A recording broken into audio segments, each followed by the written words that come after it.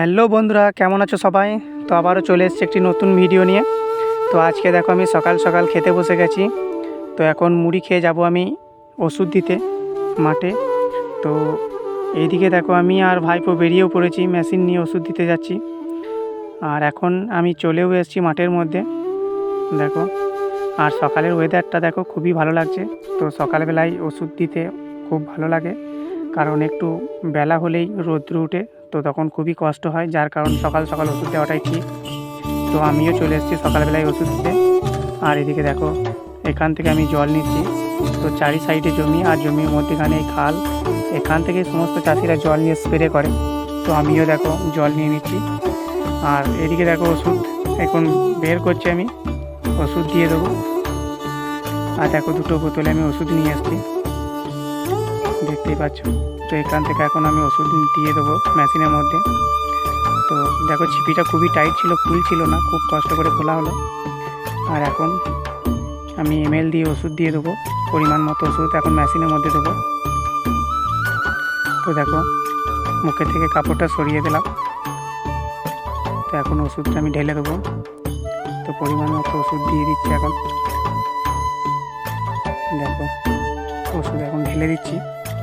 তো ঢেলে দেওয়ার পরে এখন 2 নম্বর যে বোতল ছিল সেখান থেকে ওষুধ পরিমাণ মতো ঠিক একই মাপের ওষুধ দিয়ে দেবো। তো এই বোতলটাও নিয়ে নিলাম, এখন ওষুধ দিয়ে দেবো ঠিক একই পরিমাণে। তো দেখো দিয়ে দিচ্ছি ওষুধটা। তো ওষুধ দিয়ে দেওয়ার পর এমএলটা এখানেই রেখে দিলাম, কারণ যখন জল ঢালবো তখন এমএলটাও ভালোভাবে ধুয়ে যাবে।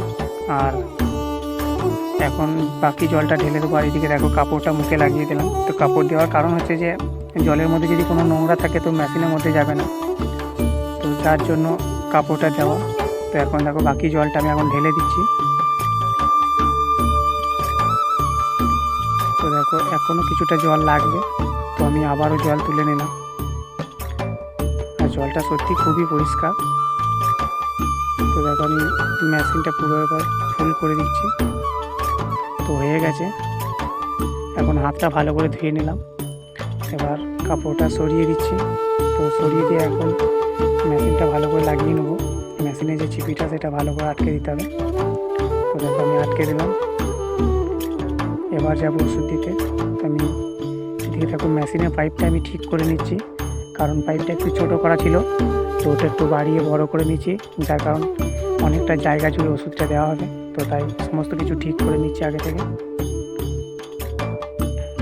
তো এবার দেখো আমি মেশিন কাঁধে নেবো। তো দেখো মেশিনটা তুলে নিচ্ছি কীভাবে। তো দেখো মেশিনটা তুলে নিয়েছি কাঁধে। তো আমি দেখো চলে এসেছি জমির মাথায়। তো এখন আমি মেশিন চালু করে দিয়েছি, স্প্রেও করতে লেগে গেছি। তো এক সাইড থেকে স্প্রে করব, তো জমির এক সাইড থেকে স্প্রে করতে হয়। তো দেখো আমিও করছি। তো অনেকে ভুল করে যে জমির চারি সাইডে স্প্রে করে দেয়, কিছু কিছু মানুষ আছে, সবাই না। তো সেটা ঠিক না, কারণ এক সাইড থেকে স্প্রে করতে হয়। তো জমির মধ্যে যদি কোনো বিষাক্ত সাপ পোকামাকড় থাকে তো তারা অন্য সাইডে চলে যাবে। আর চারি সাইডে ওষুধ দিয়ে দিলে কী হয়, তারা বের হতে পারে না। তো যার জন্য এক সাইড থেকে স্প্রে করতে হবে। তো আমিও দেখো খুবই ভালোভাবে ওষুধটা দিয়ে দিচ্ছি। আর দেখো ধানও খুব ভালো হয়েছে, তো সকলেরই হয়েছে এবারে, শুধু আমার না। তো দেখো খুবই ভালো লাগছে সকালবেলায় ওষুধ দিতে। তো দেখো আর সবাই একটু লাইক কমেন্ট শেয়ার করো, আর কেমন লাগলো ভিডিওটা অবশ্যই কমেন্ট করে জানাবে। আর সবাই পাশে থেকো।